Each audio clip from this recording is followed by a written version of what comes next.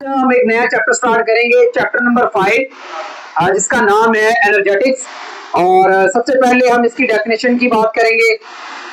Definition में energetics की है, energetics we have study the energy change that take place during the chemical reaction. एक chemical reaction के अंदर जो एनर्जी चेंज हो रही होती है, उसमें जो तब्दीली आ रही होती है, बदलाव आ रहा होता है, उसको एनर्जेटिक्स बोला जाता है। ठीक है जी। एक केमिकल रिएक्शन के अंदर जो एनर्जी के अंदर तब्दीली आ रही होती है, उसके मुताला को क्या कहते हैं? एनर्जेटिक्स कहते हैं। ठीक है जी। आगे हमने पढ़ना है टू फॉर्म ऑफ एनर्जी है, दो सूरतें होती है एनर्जी की। ठीक है जी। एक होती है हमारे पास हीट एनर्जी और दूसरी केमिकल एनर्जी। ठीक है। सबसे पहले बात करते हैं chemical energy. This energy is stored in a molecule, यानी कि ये वाली जो एनर्जी होती है एक मॉलिक्यूल के अंदर स्टोर होती है। ठीक है, जमा होती है। इन विच एटम्स आर बॉन्ड, जब जिनके दो एटम, हमारे पास दो एटम है, उनके दरमियान में जो बॉन्ड होता है उसके अंदर वो एनर्जी स्टोर होती है। एक मॉलिक्यूल के एटम के अंदर जो एनर्जी स्टोर होती है बॉन्ड की फॉर्म के अंदर, उसको क्या कहते हैं? जो उनको आपस में बेसिकली जोड़े भी रखे, बॉन्ड को आपस के अंदर जोड़े भी रखे, उसको क्या कहते हैं? केमिकल एनर्जी कहते हैं। ठीक है जी। या हम ऐसे भी कह सकते हैं, ऐसी एनर्जी जो दो एटम्स को आपस में बॉन्ड किए रखे, जोड़े रखे। ठीक है, मॉलिक्यूल के एटम को आपस में जोड़े रखे, उसको क्या कहते हैं? केमिकल एनर्जी कहते हैं। उसके बाद बात करते हैं बेटा हीट एनर्जी। ठीक है।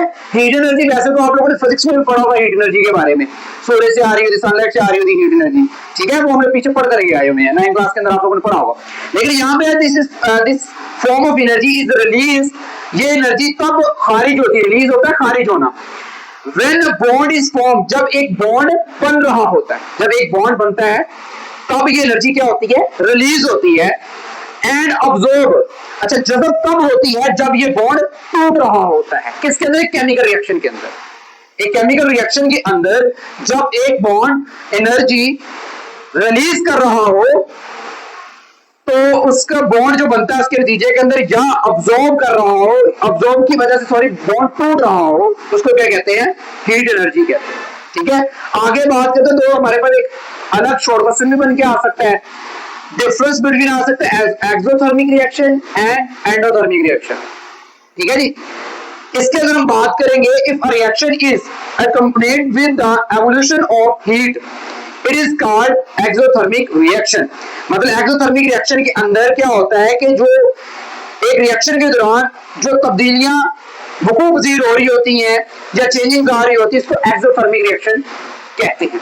या सिंपल अगर कह दे, अगर उसके अंदर हम बात करेंगे बेटा endothermic reaction, if heat is absorb, अगर उसके अंदर अब्सॉर्ब हो रही है हीट एंडोथर्मिक रिएक्शन के अंदर, एक्सोथर्मिक रिएक्शन के अंदर हीट क्या हो रही होगी? रिलीज हो रही होगी, खारिज हो रही होगी।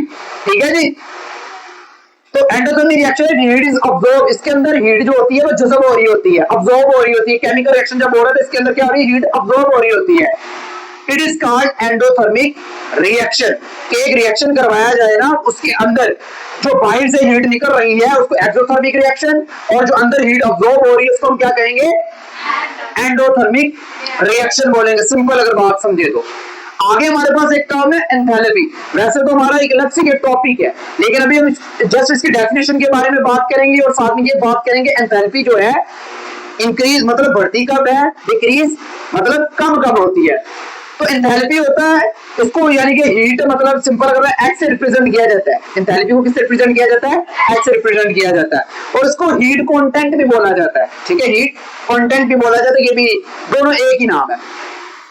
Is defined as the total number of thermal energy store in a compound. एक कंपाउंड के अंदर जितनी एनर्जी होती है वो सारी इसके अंदर क्या होती है? स्टोर होती है। इसके अंदर सारी की सारी एनर्जी क्या होती है? जमा होती है। ठीक है। इसका जो एसआई यूनिट है किलो जूल पर मोल है। इसका एसआई यूनिट आप लोगों को लाजमी से मिलना है, किलो जूल पर मोल है। ठीक है। अब ये इंक्रीज कब होती है, मतलब बढ़ कब रही होती है, डिक्रीज कम कब हो रही होती है। ठीक है। इंक्रीज कब होती है? जब एनर्जी इज अब्सॉर्ब, जब एनर्जी क्या होती है? जज़ब होती है, अब्सॉर्ब होती है, तब एंथैल्पी जो होगी इंक्रीज होगी। ये शॉर्ट क्वेश्चन है, इंपॉर्टेंट शॉर्ट क्वेश्चन है। इंक्रीज कब होती है या व्हाई एंथैल्पी इंक्रीज, मतलब क्यों हो रही होती है। ठीक है। तो व्हेन एनर्जी इज अब्सॉर्ब, जब एनर्जी अब्सॉर्ब होती है तो क्या होता है, एक रिएक्शन के दौरान एंथैल्पी इंक्रीज हो जाएगी, the total enthalpy of the system increase. तो जो टोटल एंथैल्पी सिस्टम होगा टोटल, वो भी क्या हो जाएगा, इंक्रीज हो जाएगा। इसी तरह अगर एंथैल्पी डिक्रीज की बात करें, यहाँ पे अब्सॉर्ब हो रही है, यहाँ पे क्या हो रही है, रिलीज हो रही है, यहाँ पे क्या होगा, खारिज हो रही होगी। ठीक है, when energy is evolved during a reaction the total enthalpy of system decrease, जिसकी वजह से टोटल जो सिस्टम होगा वो क्या हो जाएगा, डिक्रीज हो जाएगा। आगे हमारे पास एक जो टर्म है लग रहा है थर्मोडायनेमिक्स, इसकी डेफिनेशन भी ध्यान में रखनी है, थर्मोडायनेमिक्स और एनर्जेटिक्स, इसमें थोड़ा सा फर्क है, ज्यादा नहीं है, थोड़ी सी चेंजिंग है।